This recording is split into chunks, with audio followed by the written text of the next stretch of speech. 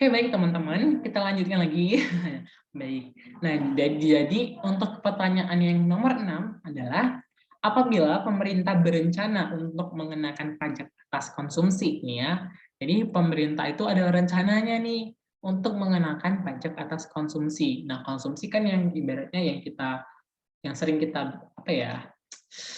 Pakai gitu, yang sering kita pakai, sering kita gunakan. Nah, itu yang kita maksud dengan konsumsi gitu kan ya. Nah, maka penerapan pajak atas apakah yang paling sedikit merusak vertical equality. Nah, vertikal di sini kita spill lagi nih apa tuh vertical equality. Nah, vertical equality itu adalah orang yang pendapatan atau sumber daya itu lebih tinggi dikenakan pajak yang lebih tinggi karena dianggap menerima manfaat dari pajak yang lebih banyak. Nah, jadi kan kalau misalnya nih pemerintah mengenakan pajak atas konsumsi. Nah, jadi kan kalau kita secara apa ya dibilangnya, secara realnya gitu kan, kalau seandainya ada apa ya dibilangnya, pertama kalau dari pilihannya ada bahan makanan, perumahan, pakaian, perabotan, nah itu kan sebenarnya ya konsumsi kita kan ya teman-teman. Nah, jadi kalau seandainya dari sini itu yang paling merusak vertical equality itu adalah yang mana? Nah, pasti bahan makanan. Kenapa bahan makanan? Kan kalau perumahan itu mungkin orang bisa aja nggak tinggal di perumahan. Jadi ya bisa aja kan di tempat biasa aja nggak di perumahan. Ya, pakaian itu kan relatif. Ya, artinya ini mungkin lebih mewah gitu, yang lebih pakaian bagus, perabotan bagus, perumahan yang bagus. Jadi kalau dikenakan nih pajak atas bahan makanan itu kan menyalahi ya vertical equality gitu ya. Sehingga makanya kalau di sini nomor 6 kita bisa jawab yang nomor 6 ini adalah yang A. Seperti itu. Karena ya coba kita baca lagi ya. Paling merusak vertical equality. Ya, gitu karena kan memang biasanya perumahan perabotan pakaian itu lebih apa ya, lebih kayak bilang kebutuhan yang emang sekunder ya, meskipun pakaian itu lebih kayak ya kita pakai ya primer, tapi kan kalau bahan makan itu emang lebih primor banget gitu ya, yang emang kita butuhkan banget. Nah, makanya jawabannya itu adalah yang A gitu. Sedangkan untuk yang nomor 7, nah biaya efisiensi dalam perpajakan diukur dengan dead weight loss atau ya nggak efektif lah, nggak efisien. Nah, bila elastisitas permintaan naik, maka DOL-nya bagaimana? Kan itu ceritanya. Nah, jadi kita ini lagi nih, tarif lagi. Nah, jadi di sini ada kata bawah nih atas. Nah, semakin besar DWL, semakin tidak efisien. Ya, karena DWL itu menyebabkan individu perusahaan membuat pilihan konsumsi dan produksi yang tidak efisien guna menghindari pajak. Jadi karena ada yang DWL itu orang-orang tuh kayak mengurangin konsumsinya atau keinginannya, produsen meningkatkan harganya.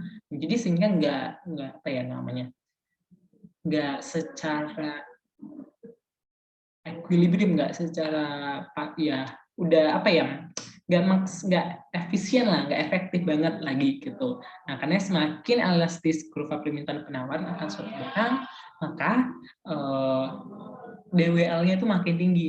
Sebaliknya, semakin inelastis maka semakin kecil. Nah, teman-teman bisa lihat di sini kan. Nah, DWL itu kan daerah yang abu-abu ini kan ya. Ini untuk yang A ini itu abu-abu nih, itu CAB. Nah, CAB ini kan kecil gitu ya. Sedangkan kalau yang elastis demand itu CAB-nya itu lebih gede gitu ya. Makanya kalau di sini kita bisa pilih bahwa kan di sini katanya adalah elastisitas permintaan naik, berarti permintaan itu elastis. Oke. Maka jelas jawabannya adalah akan naik. Nah, kenapa? Maka DWL kan tadi naik nih. Ini kan yang nomor yang ini tuh, maaf, ini ada nggak ya? Elastisitas tidak ada nih ya. Sebentar nih. Nih, yang A ini tuh inelastis demand. Nah, inelastis demand itu kecil nih, kecil DWL-nya. Sedangkan yang B ini elastisitasnya besar gitu. Makanya jawabannya yang tadi adalah yang B. Oke ya. Nah, baru selanjutnya adalah nomor 8. Ramsey Rule untuk pajak komoditas menerangkan bahwa sistem pajak dalam rangka mendapatkan penerimaan pajak tertentu dengan DWL yang minimum akan terpenuhi jika. Jadi di sini kan untuk pajak komoditas ya, penekanannya pajak komoditas, menerangkan bahwa sistem pajak dalam rangka mendapatkan penerimaan pajak tertentu dengan DWL minimum. Ini adalah teori yang disampaikan oleh Ramsey Rule. Nah, jadi jawabannya itu apa? Nah, jadi konsep yang kalau secara singkatnya, konsep yang dijelaskan oleh si Rule itu adalah untuk meminimumkan DWL atau debt loss tadi itu, pemerintah itu harus menerapkan pajak atas suatu komoditas dengan mempertimbangkan rasio marginal DWL terhadap marginal revenue. Nah, di sini marginal terhadap, ada kata terhadap ya teman-teman, karena ada kata terhadap, ya udah, berarti terhadap itu kan A terhadap B, berarti A per T gitu. Untuk yang sama setiap komoditas. Nah, di sini lagi ada penekanan bahwa yang sama untuk setiap komoditas. Nah, sehingga jawabannya itu ya jelas C, yaitu rasio MDWL per marginal revenue sama untuk setiap komoditas. Lanjut lagi untuk nomor 9. Nah, contoh efek dari inframarginal dari subsidi pajak. Nah, ini lagi. Nah, inframarginal impact itu adalah dampak yang tidak mempengaruhi perubahan perilaku. Ingat ya, tidak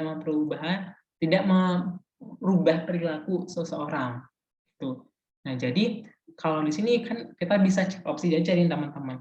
Yang A, mendorong orang lebih banyak memberikan sumbangan. Kan jelas ada suatu hal yang berubah, yaitu mendorong orang, ada kata mendorong. Jadi kalau ada kata mendorong, jadi kayak seolah ada yang berubah. Itu seorang itu kan ada mendorong itu pasti tanda kutip berubah. Jadi mendorong orang untuk menyediakan barang publik. Jadi kayak ayo mengajak orang lebih aktif lagi menyediakan barang publik, lebih mengajak lagi orang. Nah, itu kan ada perubahan ya seseorang itu. Nah, makanya jelas jawaban A, C, D itu salah.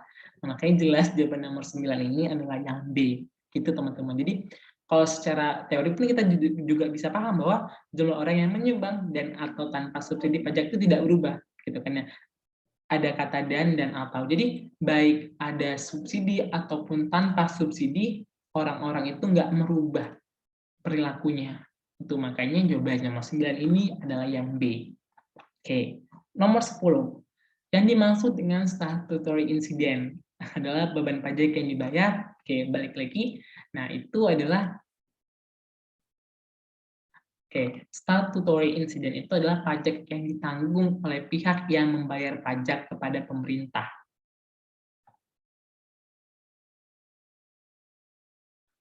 Nah, jadi sebenarnya kalau di sini mungkin nanti teman-teman bisa lagi secara statutory incident itu tuh dia lebih kepada yang ini ya teman-teman, lebih kepada terkait hukum, lebih apa ya bilangnya.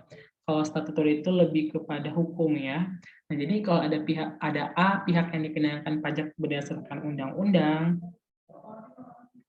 yang B jadi sebentar pajak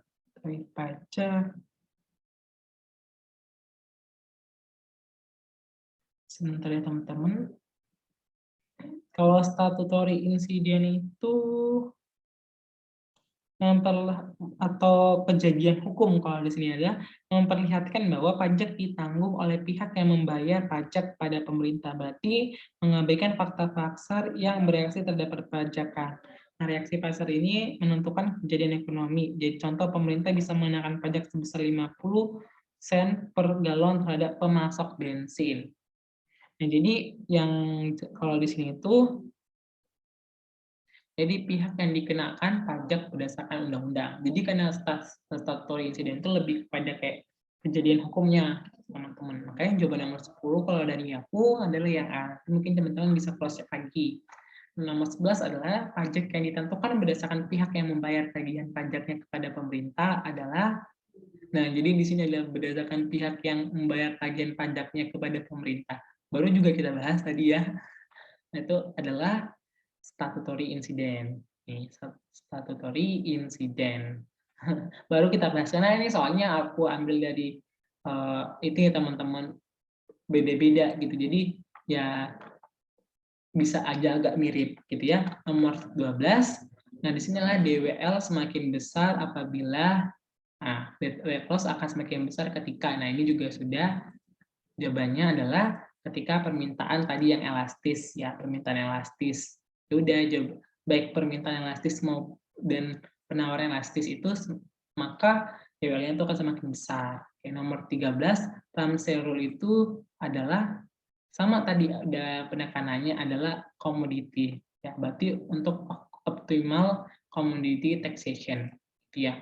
Ini karena soalnya dari berbagai macam, jadi mungkin seperti itu mirip-mirip ke teman-teman. Oke, mungkin itu saja teman-teman dari aku. Mau kalau ada kurang ataupun salah mohon maaf. Jadi terima kasih ya teman-teman.